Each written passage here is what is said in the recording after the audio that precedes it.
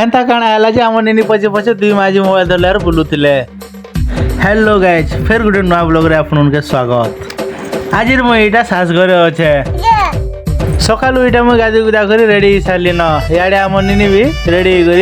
बसीचे ससुर घर के जीव बोले दुर्गुटा खावा मिसी बोले देख मत यहाँ मिलीचे के खावा के देख सिंगड़ा चटनी आओ चना तरकारी इड़की इड़की सिंगड़ा के देखला के दमनी धरी पाले दिल्ली घीची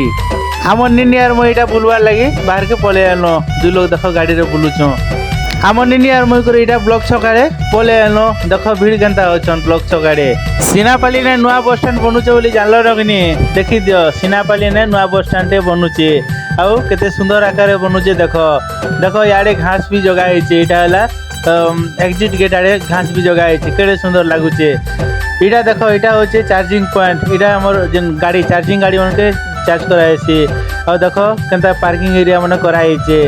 आ इटा देख इटा ऊपर के जीव बेले ये ऊपर पाबो तमे दुकान घर मान अच्छे इना के जेन मैंने भड़ा नहीं थे से मैंने इना दुकान दे पारे जेन मैंने भी नुआ बस स्टैंड बुली गल ना कमेंट मारी दियो सीनापाली बासी सीनापाली बस स्टैंड नो इटा केन केन ना केते केते दूर पड़बा इनो सब लिखा है